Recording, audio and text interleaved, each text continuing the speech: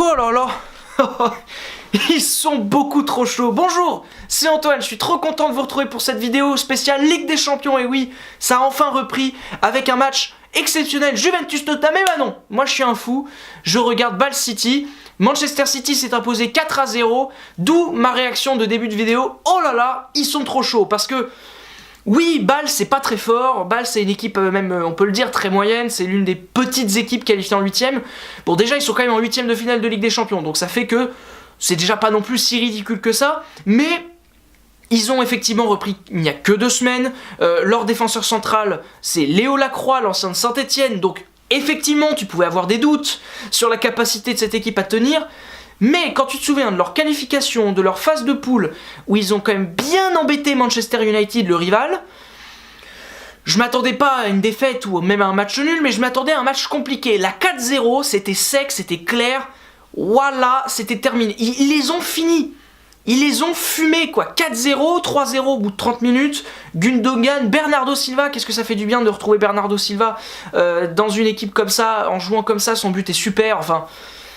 Ils ont été monstrueux quoi face à Bâle et ils confirment leur niveau. C'est-à-dire que c'est pas ce match-là face à Bâle qui va me faire dire Manchester City est favori. Évidemment, ce n'est que Bâle. Mais dans la continuité de ce qu'ils font depuis le début de la saison, leur niveau de jeu, leur jeu tout simplement que instaure Guardiola, ce jeu en mouvement, le pressing haut, les passes courtes, ça alterne même les passes longues, ça peut aller tranquillement conserver le ballon comme ça peut aller vite vers l'avant. T'as un joueur comme De Bruyne qui peut faire tout. Qui peut tout faire sur le terrain. T'as un mec comme Agüero qui est en pleine confiance. T'as un Sterling qui commence à jouer intelligemment depuis le début de la saison. Et avant c'était un mec qui courait tout droit, maintenant c'est un mec qui court tout droit, mais qui fait des passes et qui regarde autour de lui. Truc de dingue. Ils ont une défense centrale exceptionnelle. Ce soir il n'y avait pas Laporte, mais c'était quand même super solide.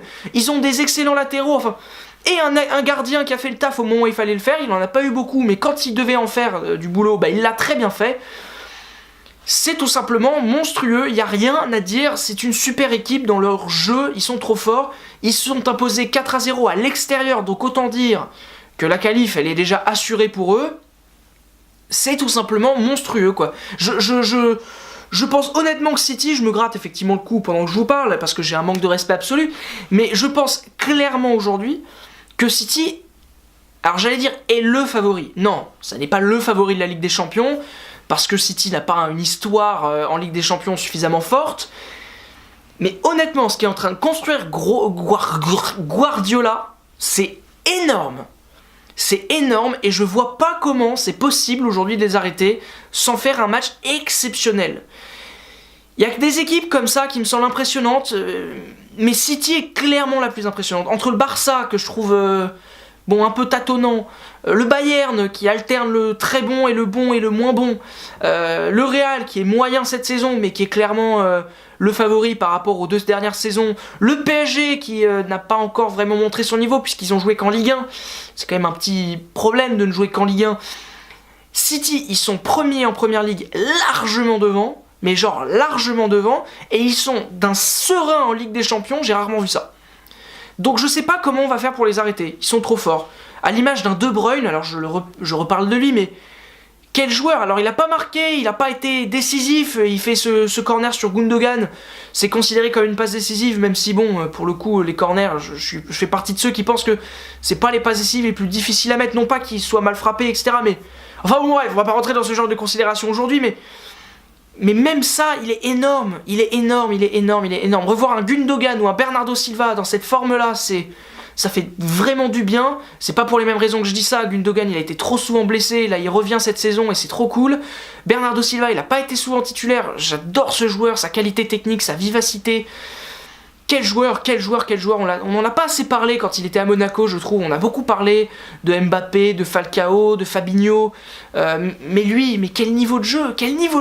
Et ce mec-là est remplaçant. C'est-à-dire que sur le banc, tu peux faire jouer ce soir Leroy Sané.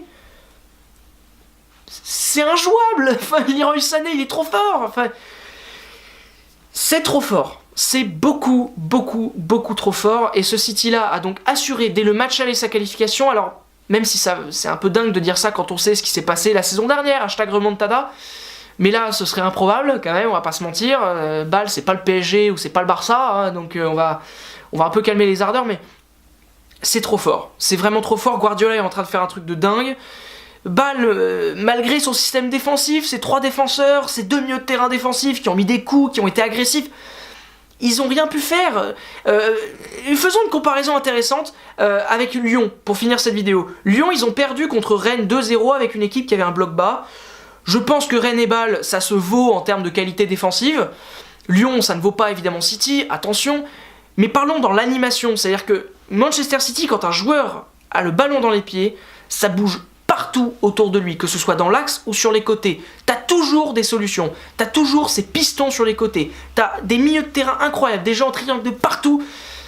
C'est énorme. Alors que Lyon, c'est le bordel. Ça part de tous les côtés et il y a une liberté laissée aux joueurs, mais Guardiola est en train d'installer un truc qui est formidable, son jeu est là, et en plus, le jeu qu'il nous a montré déjà en Catalogne et à Munich, il le met en Angleterre, ce qui est déjà un exploit, tout en le mélangeant, et oui, ça c'est fort, avec le jeu anglais. C'est-à-dire que ce soir, j'ai vu des actions où City balançait le ballon de devant et où ça allait très vite. Ils sont capables de tout faire. C'est une équipe qui est exceptionnelle, donc il faut les suivre avec impatience. Le match retour, non, ne le suivez pas globalement parce que y aura mieux ce soir-là. Il y aura notamment Tottenham-Juventus.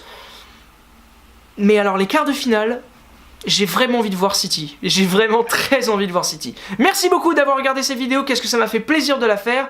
Merci beaucoup aussi d'être là sur Foot News comme sur la Prolongue. Allez vous abonner à ces 2 chaînes, elles sont vraiment sympathiques.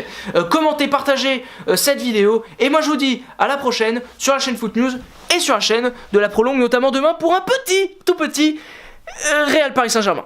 Ciao.